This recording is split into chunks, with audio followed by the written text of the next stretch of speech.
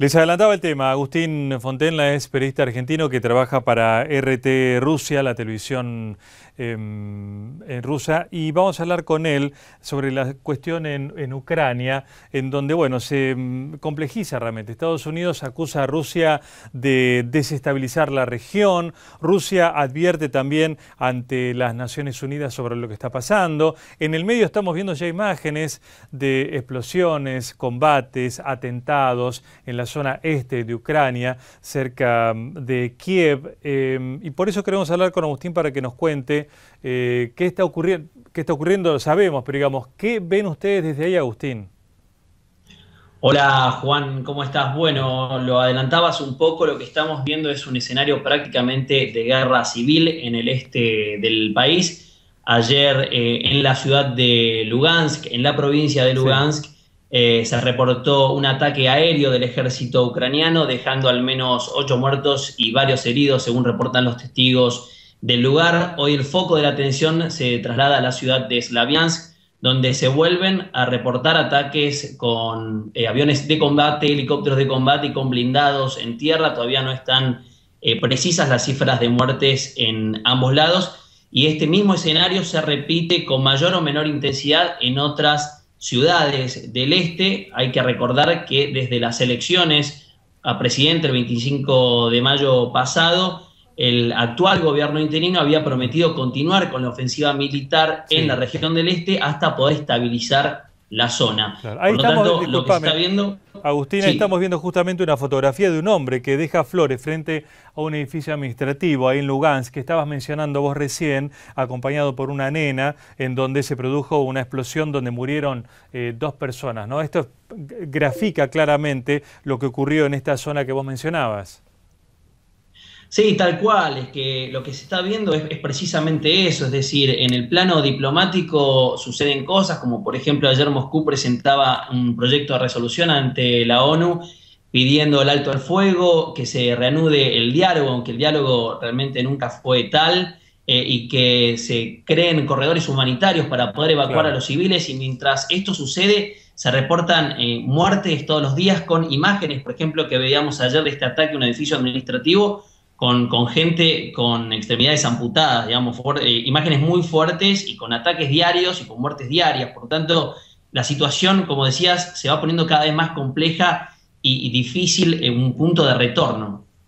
Ahora, a la vez hay varias denuncias, por supuesto, informaciones que indican la entrada de armas para que tengan los rebeldes. Nadie, por supuesto, se hace cargo de ese aporte de armamento para los rebeldes prorrusos, ¿no? Pero, es decir, no da la sensación hasta ahora da la sensación de una escalada en el este de Ucrania.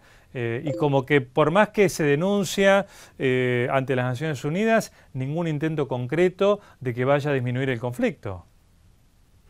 Sin dudas es una escalada y es lo que algunos expertos pronosticaban tras las elecciones, lo que era un poco un secreto a voces, era que una vez pasadas las elecciones, la ofensiva iba a recrudecer, que se iban a poner un poco más violentas las acciones. De hecho, lo que estamos viendo son ataques aéreos. Por lo tanto, sí, la situación se está haciendo cada vez más compleja. También, digamos, las milicias populares en el este están dando batalla de la forma que pueden, también con algunos batallones nuevos que se han formado, con integrantes que está poco claro de dónde llegan y cómo se establecen allí en el este.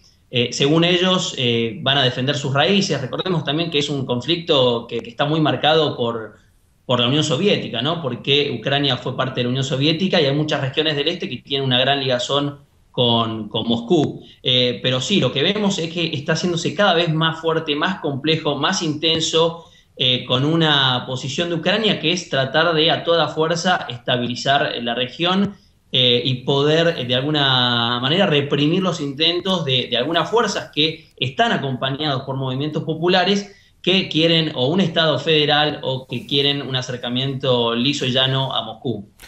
Agustín, ¿y está influyendo de alguna manera la imagen de Vladimir Putin dentro de la población de Ucrania hacia algún lado? ¿Cómo está manejando esta crisis con Ucrania? Sí, sí, es algo que hablamos, que yo se lo comentaba también a Luis cuando tuve la oportunidad de hablar con él, que, digamos en Rusia hay un movimiento muy nacionalista y en este caso Putin ha crecido muchísimo. O sea, no muchísimo en realidad porque ya tenía una imagen alta, pero con números que oscilan entre el 70 y el 80% de imagen positiva acá en Rusia de cara a lo que está sucediendo, aunque Moscú un poco se va despegando cada vez más o trata de despegarse cada vez más de este hecho de una forma sutil quizás, también por una cuestión que tiene que ver con las amenazas de sanciones a la economía por parte de Estados Unidos o la Unión Europea.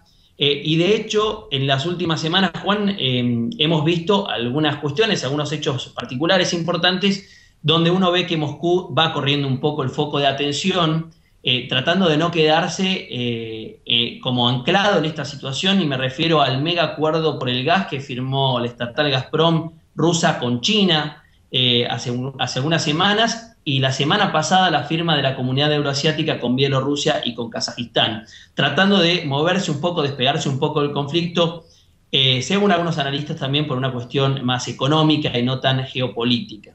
¿Y qué significaría este acuerdo firmado con China en términos de producción o abastecimiento de gas? Bueno, Rusia lo ve como un acuerdo histórico, así lo han manifestado las autoridades aquí.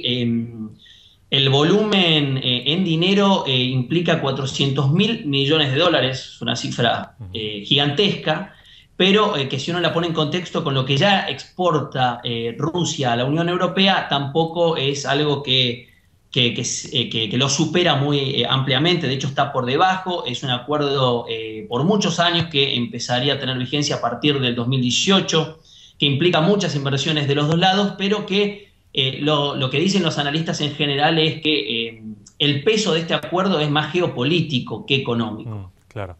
En la relación con China.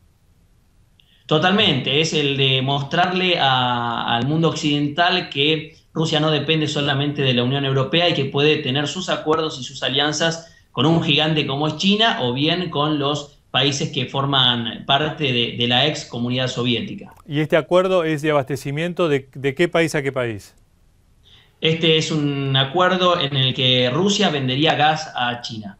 Bien, un dato que no es menor para nada, no solo por la inversión, sino porque gran parte del gas que está en Ucrania, digamos, es producido para Europa fundamentalmente.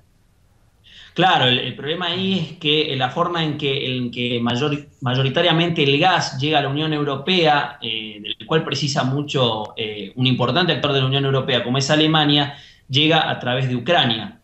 Entonces, mientras el único paso posible hacia Alemania, por ejemplo, sea Ucrania, digamos, no deja de ser un punto sensible ni también es algo poco preocupante para la economía rusa. Por lo tanto, que en medio de este escenario Rusia haya firmado un mega acuerdo con China para tener otro ingreso de capitales en su exportación de gas, no es menor. Claro, porque como en todas las guerras siempre, bueno, puede haber un elemento de identidad nacional, pero digamos la cuestión económica y los recursos es central y en este conflicto se ve claramente también con un recurso energético tan importante para Europa como es el gas y que depende de Ucrania también. Absolutamente, sí, eso fue un factor y en ese sentido es algo que uno puede testear en la sociedad rusa bueno, como se abrió en las últimas, bueno, 2 décadas, 15 años al mundo capitalista, por decirlo de alguna forma, y donde la sociedad rusa ha tenido algunos beneficios en comparación a lo que era la Unión Soviética, el simple hecho de pensar de la idea de una Rusia aislada o de una Rusia cerrada hacia sus fronteras, los hacía muy temerosos y con muy pocas ganas, digamos, de volver esa historia. Y creo que este es un termómetro que las autoridades rusas también tienen en cuenta. Gracias, Agustín. Hasta la próxima. Un abrazo.